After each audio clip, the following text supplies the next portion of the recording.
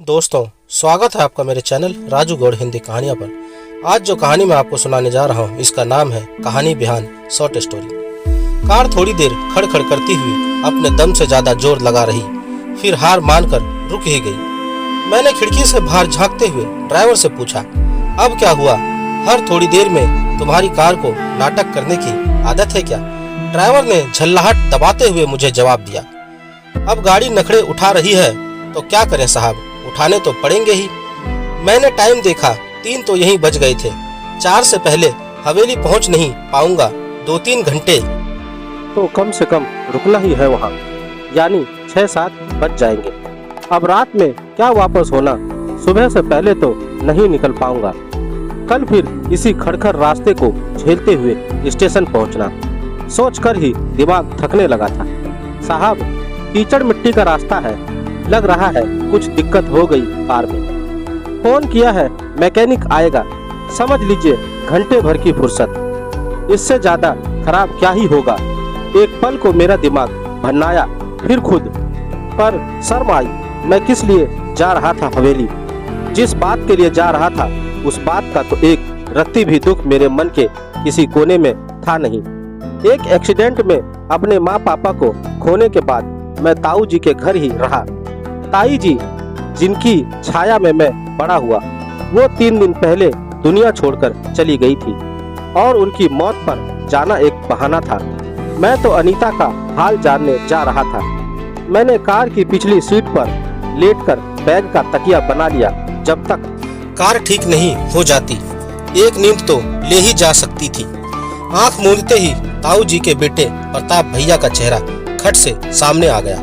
आंखें तुरंत खुली, फिर बंद भी होने लगी। इस बार फिर प्रताप भैया दिखे, लेकिन इस बार अकेले नहीं, बगल में अनीता भी थी। पिछली बातें याद आने लगी थी। करीब 2 साल पहले जब मैं हवेली आया तो भैया ने आते ही दबोच लिया था। जी तो कर रहा जान से मार दो तुझे, शादी पक्की करने गए थे तब क्यों नहीं आया? भैया, ऑफिस वालों ने आने ही नहीं दिया। अब आया हूँ ना हफ्ते भर की छुट्टी पर, आलीशान शादी होगी। 1 मिनट रुकिए, पहले भाभी की फोटो दिखाइए। भैया ने उधर उधर देखते हुए अपना फोन निकाला।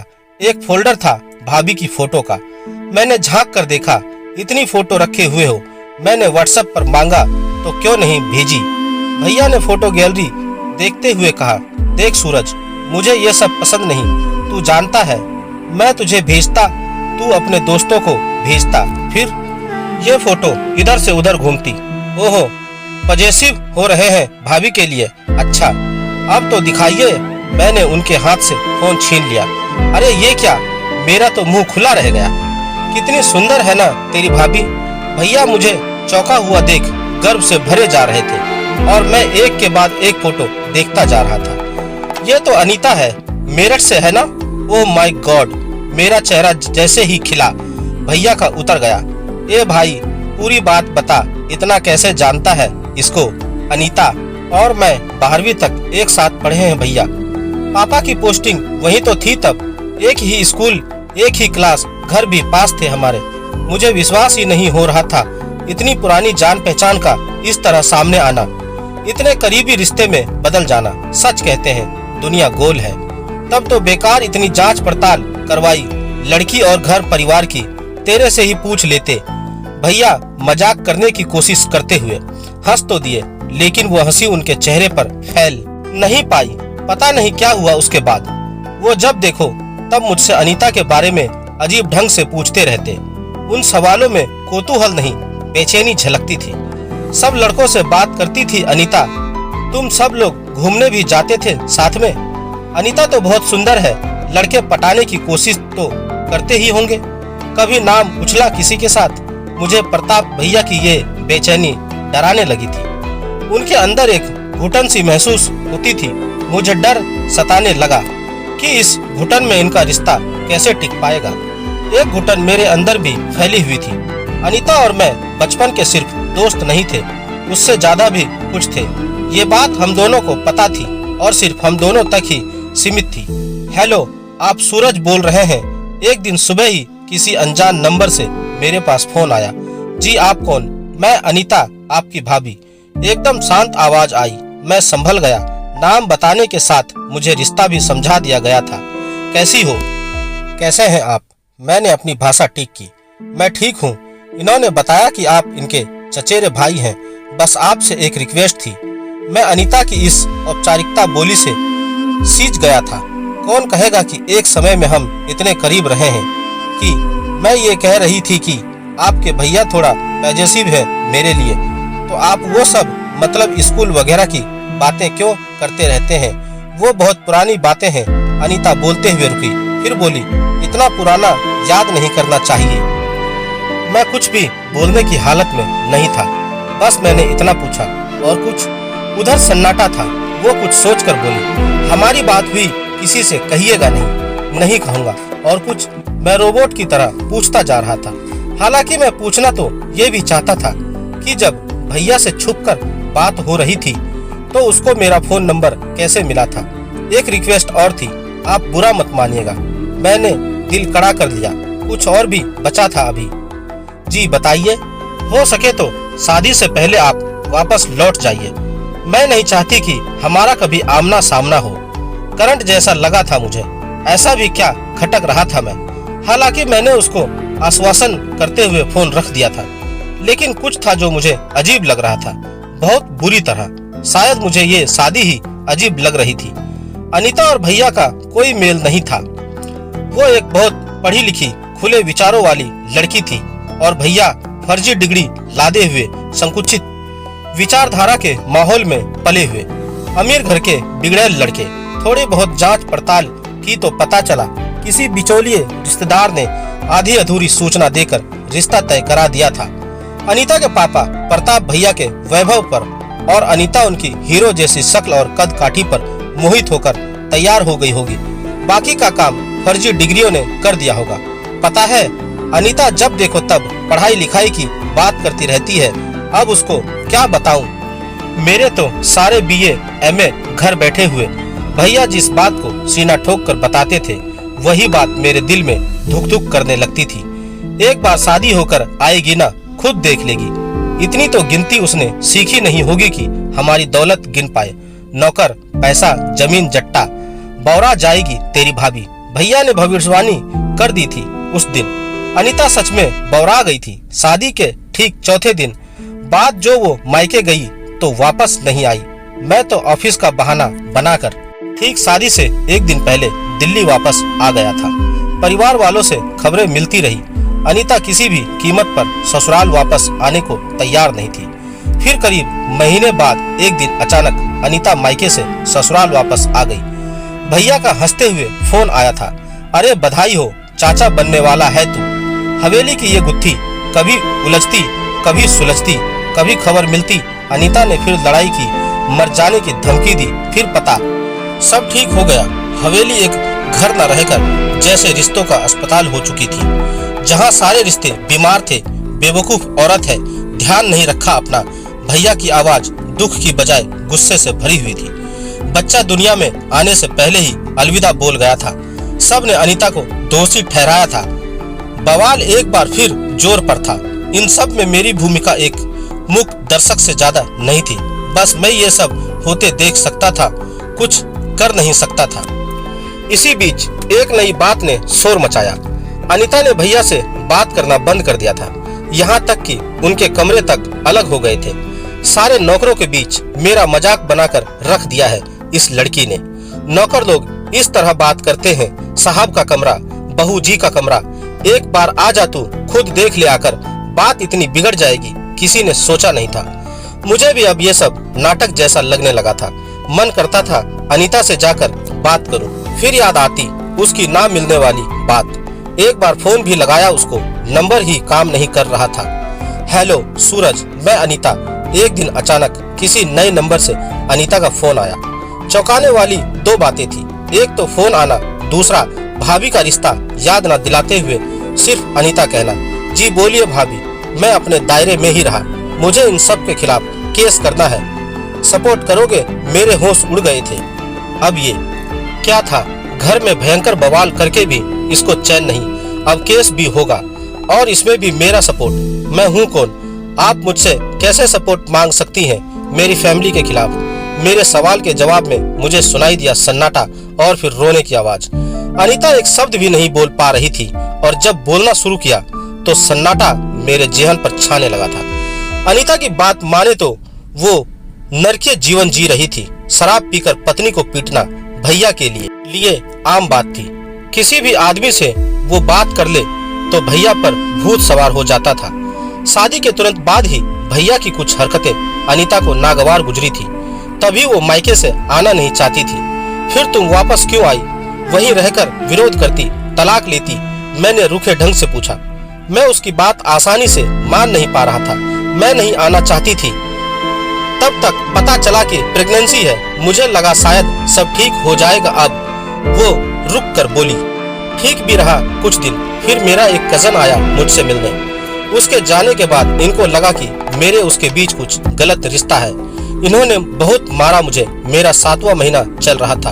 वो फपक कर रो पड़ी थी। मैं कुछ भी कहने सुनने की हालत में नहीं था। ये सब ना सच लग रहा था न झूठ। उसी वजह से, मतलब मारपीट की वजह से मैंने झिझकते हुए पूछा। अनीता ने हामी भरी। हाँ, इनकी सनक की वजह से सब कुछ खत्म हो गया। मेरे मायके वाले तब भी करते रहे, एडजस्ट करो, सब ठीक हो जाएगा। लेकिन कुछ ठीक नहीं होगा, मुझे पता है। मैंने उसकी बात सुनकर थोड़ा बहुत समझाकर फोन रख दिया था। मैं सुन चुका था, मानना अभी बाकी था। घर के अंदरूनी मामलों की सच्चाई जिनको पूरी तरह पता हो सकती थी। मैंने उनका दरवाजा खटखटाया। हवेली की पुराने नौकर बुधिया को फोन करके उनका विश्वास जीतकर अंदर की बातें उगलवाई। जो सच निकल कर आया वो इतना क्रूर था कि सुनना मुश्किल था। अनीता उस सच को जी कैसे रही थी? उसने विरोध का नया तरीका निकाला था, अलग कमरा चुन लिया था। मुझे लग रहा था इतिहास अपने आप को दोहरा रहा था। यही हालत ताई जी की थी। बात बात पर ताई जी लताड़ दी जाती थी। मैं छोटा सा समझ नहीं पाता था। ताई जी के हाथ, गर्दन, चेहरे पर उभरे निशानों का मतलब मुझे बहुत बाद में समझ आया। वही मारपीट की परंपरा भैया भी निभा रहे थे। भैया से कुछ कहा नहीं जा सकता था। अनीता का तलाक उसके माँ बाप होने नहीं दे रहे थे। अनीता मुझको अक्सर फोन करने लगी थी। अब सहा नहीं जाता, लगता है मर जाऊं। एक घर में रहकर अलग अलग रह रहे हैं, तब भी चैन नहीं है। कल फिर हाथ उठाया मुझ पर। भैया तो मेरी नजरों से गिरते ही जा रहे थे। ताऊ जी भी सम्मान पाने लायक नहीं रहे थे। ताई जी तो गूंगी गुड़िया ही थी। उनके सामने घर में ये सब हो रहा था और वो चुप थी। साहब कार ठीक हो गई है। ड्राइवर मुझे तेज आवाज में जगा रहा था। जैसे तैसे आंखें खोलकर मैं फ्लैशबैक से बाहर आया। कपड़े ठीक करके मुंह धोकर मैंने हुलिया ठीक किया और आधे घंटे के अंदर ही हवेली जा पहुंचा। हवेली घर ना लगकर भूतों का डेरा लग रही थी। पहली बार ऐसा हुआ था कि हवेली का फाटक खुलते ही ताई जी की बाहें मुझसे नहीं लिपटी। बड़े दिन लगा दिए सूरज। ताई जी तुमको याद करती हुई चली गई। ताऊ जी सोफे पर निढाल पड़े हुए थे। मुझे देखकर आंखों में नमी तैर गई। कितने दिन की छुट्टी पर आए हो? कल सुबह चला जाऊंगा ताऊ जी। भैया कहाँ है? ताऊ जी पता नहीं के अंदाज में कंधे उचकाकर फिर से सोफे में धंस गए। मैं बैग वहीं रखकर सीढ़ियां चढ़ता हुआ ऊपर आया। भैया के कमरे की ओर बढ़ा तो वहां धूप अंधेरा था। आगे ताई जी के कमरे में रोशनी थी। भैया, मैंने आवाज देते हुए दरवाजा ढकेला। भैया वहां नहीं थे। सामने थी ताई जी की फोटो, फूल माला पहनी हुई और उनके बगल में बैठी बुत बनी हुई अनीता। मुझे देखकर उसने सिर झुका लिया। भैया भैया कहाँ है? मैं हड़बड़ा गया था। इतने सालों बाद अनीता को देखना, वो भी इस हाल में। शरीर ऐसा जैसे कंकाल को साड़ी पहना दी गई थी। चेहरे पर आंखें गड्ढों में धसी हुई और रंगत ऐसी जैसे शरीर में पूरा खून निचोड़ लिया गया हो। अनीता ने फोटो देखते हुए कहा, मम्मी चली गई, अब कोई भी नहीं है। मैं वहीं डोडी पर बैठ गया था। थोड़ी देर बाद एक नौकर ने आकर बताया कि भैया 4 दिनों के लिए दोस्तों के साथ घूमने गए हुए थे। सब कुछ स्पष्ट था। ताई जी को गए कितने दिन ही हुए थे और भैया का घूमना फिरना शुरू हो चुका था। अनीता की हालत बता रही थी कि जिस तरह अधमरी हालत में उम्र बिताकर ताई जी ने दिन गिने, वही अंत अनीता का भी होना था। मैंने एक बार फिर अनीता को देखा। साथ बिताए दिन, महीने, साल एक साथ आकर खड़े हो गए। खाने के लिए नहीं पूछोगी? मैंने वहीं डूडी पर बैठे हुए पूछा। वो चौंक कर उठी। हमारी नजरें मिली, हजारों सवाल उठे, चुप हो गए। बुधिया काका मेरा खाना लगाकर मेरे कमरे में ले आए थे। धीरे धीरे बोलते हुए उनकी आंखें टपकने लगी। सब हमारी गलती है साहब, हम ही गोली की बोतल लाकर दिए थे मालकिन को। मतलब खाना खाते हुए मेरे हाथ रुक गए। सारी गोलियां खा के सो गई मालकिन। बहुत दुखी थी, वो फूट फूट कर रो पड़ा था। मेरे हाथ में पकड़ा निवाला थाली में छूट गया। ताई जी की मौत फूड पॉइजन से हुई, यह झूठी बात थी। ताऊ जी ने अब तक उनका जीना इतना मुश्किल किया हुआ था, यानी सब ठीक हो जाएगा कहा जाना एक झूठ है। कभी कुछ ठीक नहीं होता, एक डर और मुझ पर हावी हो गया था। इतिहास अपने को दोहरा रहा था। जब भैया ताऊ जी के रास्ते पर चल रहे थे तो क्या अनीता ताई जी के रास्ते पर नहीं जाएगी? रात तक मैं छत पर टहलता रहा, कुछ कुछ सोचता रहा। थोड़ी देर बाद मैंने अनीता के कमरे की ओर रुख किया। मेरी एक बात मानोगी? बोलिए। तुरंत अपना सामान बांधो और निकलो यहाँ से। अनीता को तब तक कुछ समझ नहीं आ रहा था जब तक बुधिया काका का बताया सच मैंने उसके सामने लाकर नहीं रख दिया। ताई जी की तरह ही जी रही हो तुम, उन्हीं की तरह दुनिया से जाना भी चाहती हो। सोच लो तुमको क्या करना है। मैं सुबह निकल रहा हूँ, मैं हूँ तुम्हारे साथ। अनीता की आंखों में मैंने देखकर आखिरी 4 शब्द कहे और वापस लौट आया। पूरी रात ठीक से नींद नहीं आई। सुबह हल्की सी झपकी लगी तो शोर शराबे से आंख खुली। ताऊ जी बुरी तरह चीख रहे थे। प्रताप को फोन लगाओ, बोलो जहाँ है तुरंत आए। ये देखो कालिख पोत गई। वो एक कागज हाथ में पकड़े हुए कांप रहे थे। मैंने उनको एक जगह बिठाया और आंखें मलते हुए वो कागज पढ़ना शुरू किया। प्रताप, मैं जा रही हूँ, सब कुछ छोड़कर, आपको, आपकी सनक और आपकी दौलत को छोड़कर। मुझे ढूंढिएगा नहीं। तलाक के कागज जल्द मिलेंगे आपको अनीता। मैं सन्न रह गया था। इस कदम की, इस हिम्मत की उम्मीद मुझे उससे नहीं थी। जब यही करना था तो इतने साल किस बात का इंतजार कर रही थी? बुधिया काका ने मेरा कंधा थपथपाकर मुझे कमरे में आने को कहा। ये चिट्ठी आपके लिए दे गई है बहू जी। एक बंद लिफाफा थमाकर काका तेजी से बाहर निकल गए। मैंने कमरे का दरवाजा अंदर से बंद किया और वो चिट्ठी पढ़नी शुरू की। सूरज, मैं जा रही हूँ अकेले, अपनी बची खुची हिम्मत बटोर कर। तुम्हारे सवाल ने मुझे सोने नहीं दिया। जवाब यह है कि ना मुझे मम्मी की तरह जीना है, ना उनकी तरह दुनिया से जाना है। मम्मी मुझे वो रास्ता दिखा गई है जो मुझे बहुत पहले चुन लेना चाहिए था। तुम सोच रहे होगे कि ये हिम्मत मुझ में पहले क्यों नहीं आई। उत्प्रेरक समझते हो ना? कैटलिस्ट किसी धीमी प्रक्रिया को तेज कर देती है। तुम्हारा सपोर्ट, तुम्हारे कहे वो 4 शब्द, मैं हूँ तुम्हारे साथ, ये मेरे लिए उत्प्रेरक का ही काम कर गए। आज मेरे लिए नई सुबह है। ये सुबह तुम लाए हो अपने नाम विहान को सार्थक करते हुए। विहान का मतलब भी तो सुबह ही होता है ना। फिलहाल तो अपनी मंजिल की ओर खुद बढ़ूंगी। जहाँ कमजोर पड़ी तो तुम्हारी तरफ मुड़कर देखूंगी। मिलोगे ना वहाँ? अनीता, मैंने चिट्ठी मोड़कर अपने सूटकेस में छुपाई। अपना सामान पैक किया। मेरा भी निकलने का टाइम हो रहा था। बाहर शोरगुल बढ़ गया था। प्रताप भैया वापस आ गए थे। मैंने चिट्ठी सूटकेस से निकालकर छोटे छोटे टुकड़ों में फाड़कर पानी में निगल ली। अपने फोन से अनीता का नंबर डिलीट किया। सारी चैटिंग, कॉल्स, डिटेल्स, सब कुछ। कमरे से बाहर निकलते ही छानबीन मेरी भी होगी, मुझे पता था। चिट्ठी फाड़ने का दुख था, जिंदगी का पहला प्रेम पत्र था। फोन नंबर डिलीट करके दुख नहीं हुआ। मुझे यकीन था अब तक अनीता अपना फोन नंबर बदल चुकी होगी, और मुझे यह भी यकीन था कि कुछ दिनों बाद एक अनजान नंबर से फोन जरूर आएगा और मुझे यह आवाज जरूर सुनाई देगी, हेलो, मैं अनीता। दोस्तों, आपको मेरी यह कहानी कैसी लगी? आप मुझे मेरे कमेंट्स बॉक्स में जाकर मुझे बता सकते हैं। और अगर आप मेरे चैनल पर नए हैं तो मेरे चैनल को सब्सक्राइब जरूर करें और बेल आइकन का बटन भी दबा दें। धन्यवाद।